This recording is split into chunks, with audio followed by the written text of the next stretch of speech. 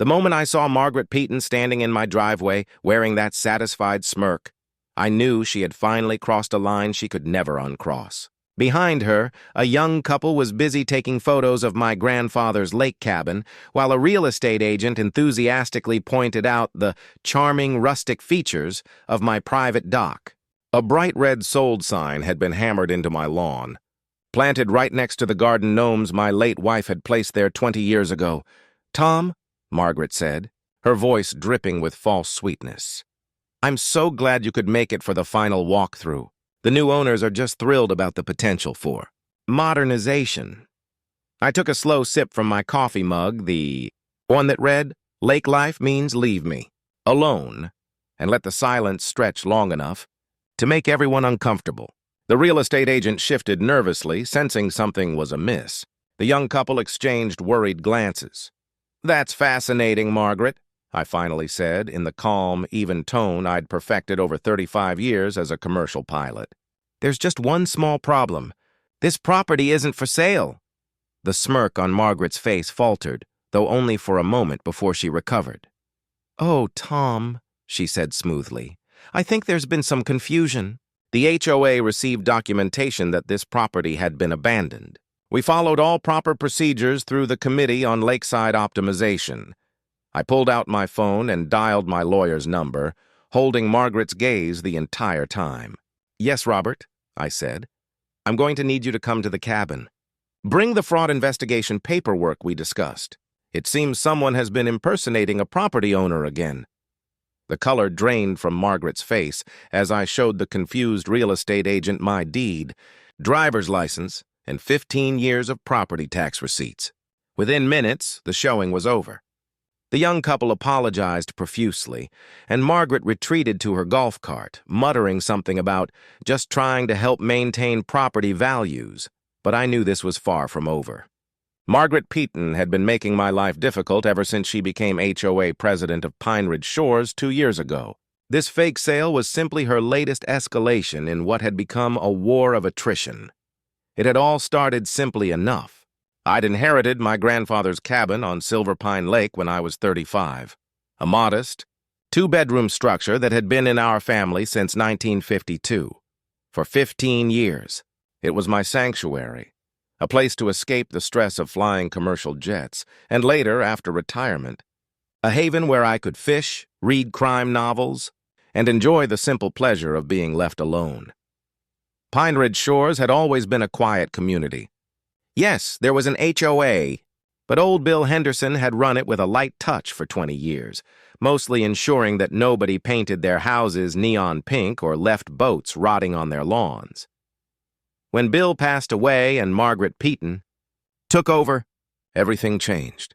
Margaret, a retired etiquette instructor from the city, had moved to Pine Ridge Shores with grand visions of transforming our humble lake community into something out of a lifestyle magazine. She began instituting new rules faster than anyone could keep track. Suddenly, we needed approval for the color of our kayaks, permits for bird feeders, and written justification for any landscaping. That didn't conform to her Lakeside Living Standards manual. 70-page document she'd written herself. I managed to stay under her radar for the first few months. That changed the day she caught me fishing off my dock in what she deemed non-regulation leisure wear. My faded fishing vest and cargo shorts apparently violated subsection 3.4 of the Appearance Standards for Waterfront Activities. "Mr. Greer," she said as she approached my dock in her pristine white boat, not a hair out of place despite the wind on the lake. "I'm afraid I need to issue you a warning about your attire. The HOA has standards, and torn clothing sends the wrong message about our community." I looked down at my vest, which bore a small tear from a hook mishap years ago, then back at her. "Margaret, I'm on my own property fishing on a Tuesday afternoon. I'm not hosting a diplomatic reception." Her lips pressed into a thin line. "The rules apply to everyone, Mr. Greer, no exceptions. And while we're discussing violations, I noticed your grass exceeds the 3-inch maximum height requirement. Your hammock is hung at a non-approved angle. And is that canoe registered with the HOA Marine Craft Committee?" From that day forward, I became Margaret's special project. The citations began arriving weekly, each more ridiculous than the last. She wrote me up for unregistered pine cones that had fallen from my trees onto the communal path. She complained that the sun reflecting off my lake was excessively bright during HOA board meetings at her house. She even tried to fine me for maintaining an antisocial distance when I declined to attend the mandatory monthly potluck dinners. I ignored most of it, paying only the fines my lawyer said had actual legal standing, which weren't many. This infuriated Margaret more than outright defiance ever could. She began leaving passive-aggressive notes on my door, scheduling property inspections at the exact times she knew I'd be trying to relax on my deck, and encouraging other HOA members to report any violations they observed. The fake drone photography was when things turned genuinely creepy. I'd been inside making lunch when I heard a buzzing sound near my living room window. A drone with a camera hovered outside, trying to capture shots of the interior of my cabin. I knocked it down with a broom and discovered Margaret's nephew, Bradley, sheepishly retrieving it from my azalea bushes. She said she needed documentation of interior violations. He admitted, looking like he wanted to be anywhere else. Something about non-approved window treatments and furniture placement that violates future guidelines. I let Bradley go with a warning but filed a police report about the incident. Margaret denied everything, of course, claiming Bradley had been conducting an aerial survey of tree health and had simply gotten lost. Then came the letter from the Committee on Lakeside Optimization, a group I'd never heard of because, as I later discovered, Margaret had invented it wholesale. The letter claimed my property had been classified as abandoned due to my persistent non-participation in community activities and failure to maintain adequate, full-time present standards.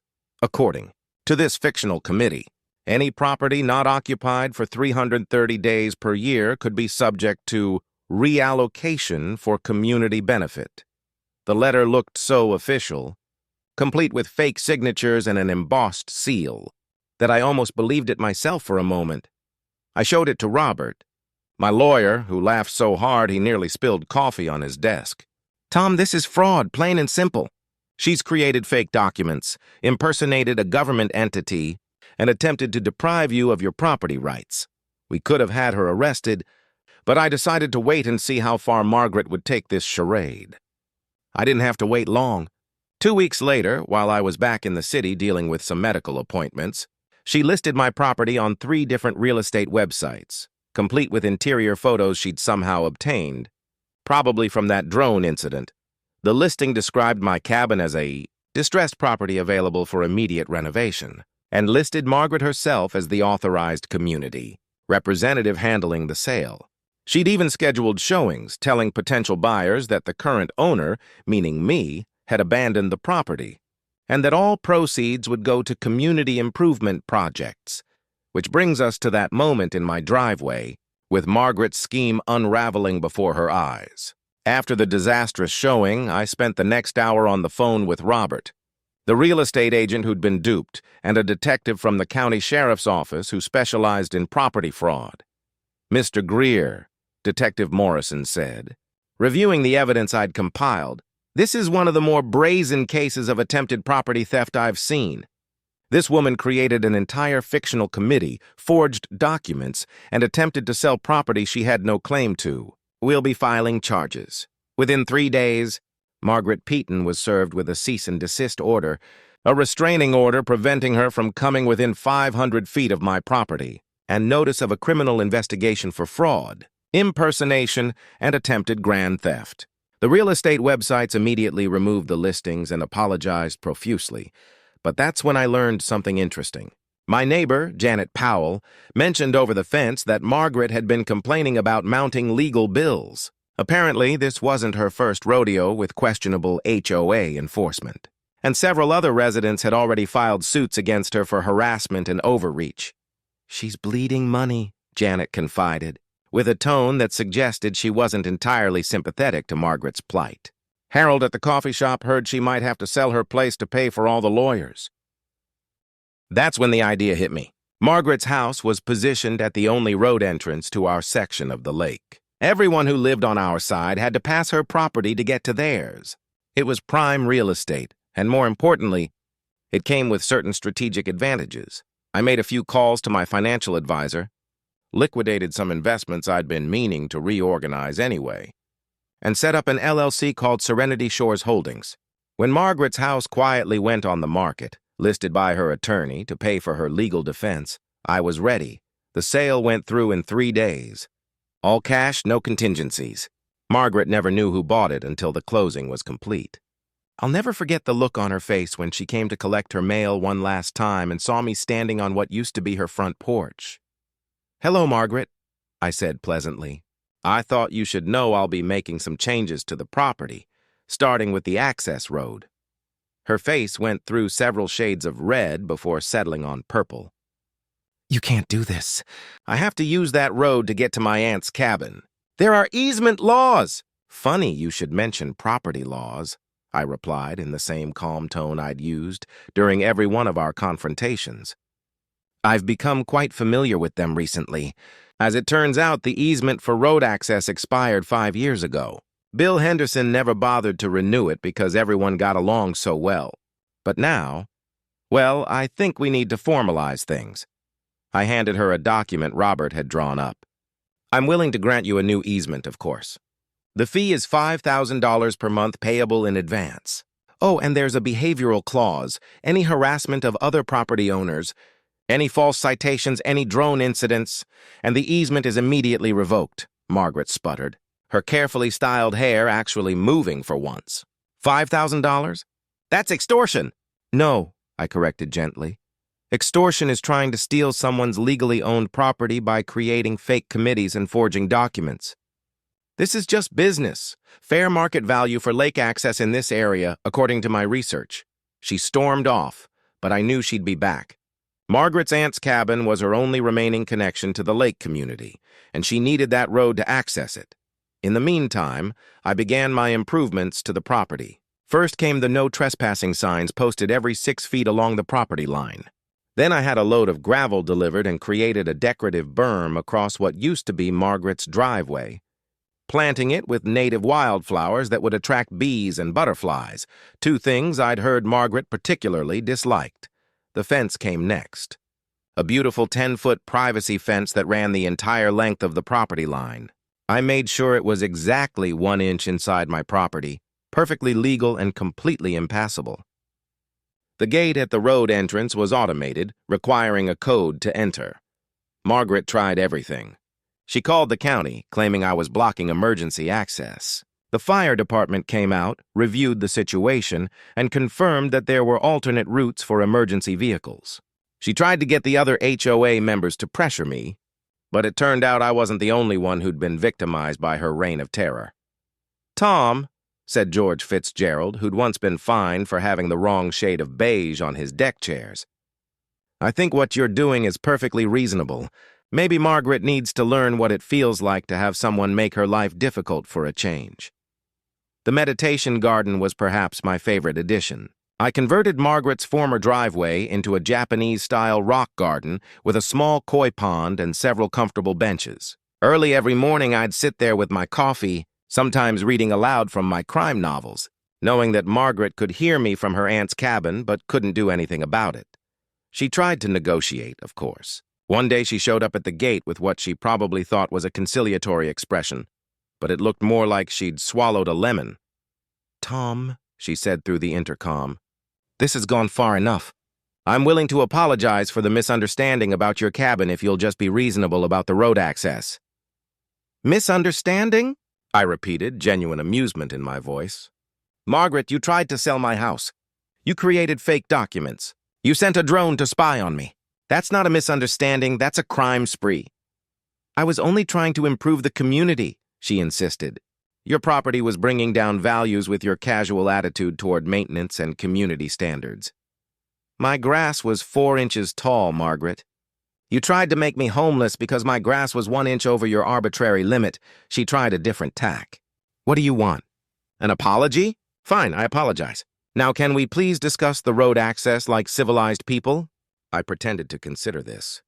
"Well, there is one option besides the $5,000 monthly fee.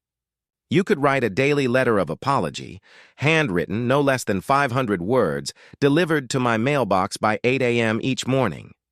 Do that for a year, and I'll consider reducing the fee to $2,500 per month. The intercom went silent for so long, I thought she'd left. Then, in a voice shaking with rage, she said, "I'll see you in court, Mr. Greer." "Looking forward to it," I replied cheerfully. Robert's been rather bored lately. He'd be thrilled to finally have something to do. The court case turned out to be everything I had hoped for, and more. Margaret arrived with a lawyer who looked like he'd rather be anywhere else, probably because he knew he was walking straight into defeat. She tried to argue for a prescriptive easement, claiming that her so-called historical use of the road gave her permanent rights. Robert countered with a mountain of evidence that made the judge's eyebrows rise. He presented the fabricated Committee on Lakeside Optimization documents, the drone footage Bradley had reluctantly admitted to taking, screenshots of the fraudulent real estate listings, and sworn testimonies from dozens of Pine Ridge Shores residents about Margaret's long campaign of harassment. "Your Honor," Robert said in his steady courtroom voice, "the plaintiff has engaged in a systematic pattern of harassment, fraud, and attempted theft against my client. She created fictional governmental bodies, forged official documents, and attempted to deprive Mr. Greer of property valued at over $600,000. Now she stands before this court seeking relief because her own misconduct has led to consequences she finds inconvenient." Margaret's attorney attempted to argue that the HOA held legitimate authority to enforce community standards, but the judge wasn't buying it. "Mrs. Peaton," the judge said, peering at her over his glasses with unmistakable disdain, "not only do I find no merit in your claim for easement rights, but I am deeply troubled by the evidence of criminal behavior presented here. You're fortunate the district attorney hasn't filed charges yet." Then he turned to me. "Mr. Greer, while I understand your position, blocking all access raises some concerns. I'm ordering you to provide reasonable access in genuine emergencies, as required by state law. However, for normal access, you are within your rights to charge a reasonable fee or deny entry altogether." And then came the best part. "Furthermore, Mrs. Peaton," the judge continued, "I'm issuing a judgment in favor of Mr. Greer for legal fees totaling $78,000. I am also referring this matter to the State Real Estate Commission for investigation into your fraudulent listings and recommending that the Pine Ridge Shores HOA immediately remove you from any position of authority." Margaret made a noise like a cat being stepped on. $78,000? "Your Honor, that's impossible. I don't have that kind of money." "Then I suggest you make arrangements with Mr. Greer," the judge replied without a trace of sympathy. "Perhaps he'll accept a payment plan, though given your history, I wouldn't blame him if he didn't, but he wasn't finished. I am also ordering you to attend a weekend seminar on boundaries, both emotional and physical, at your own expense.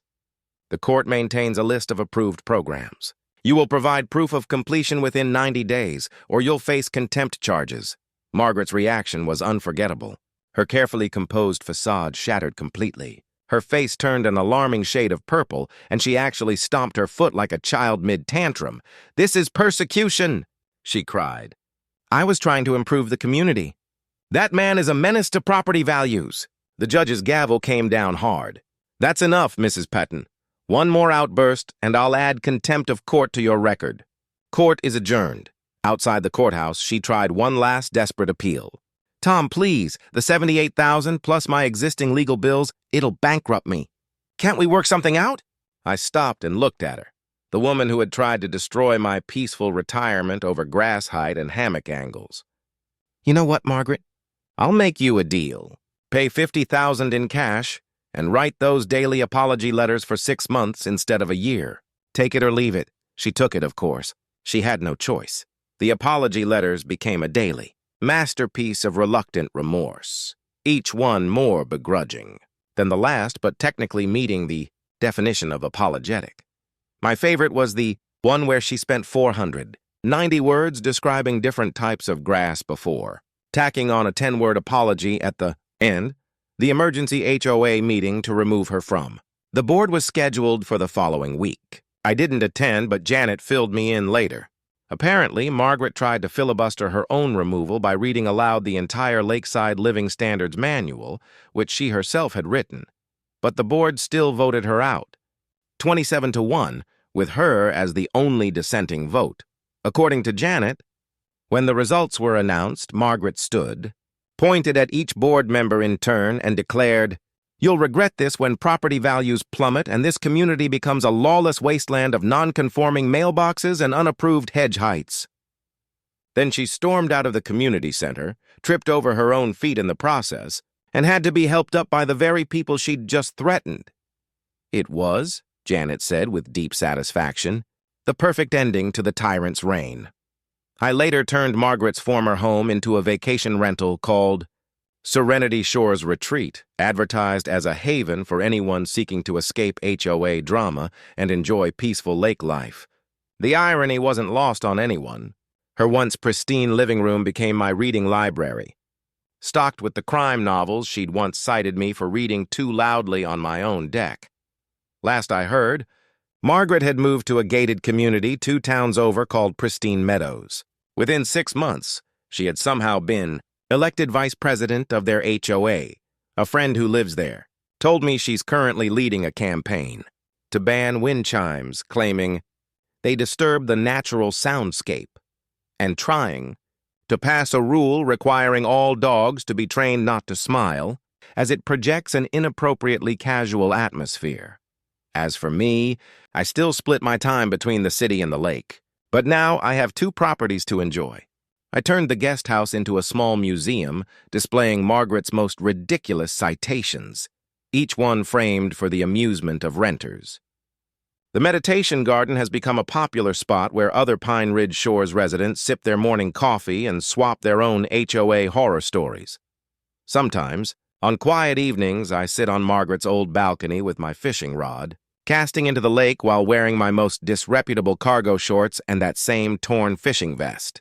The grass on both properties stands exactly 4.5 inches tall, measured daily with a ruler I had bronzed and mounted on the wall. Life is good when you know how to handle a Karen who's gone too far.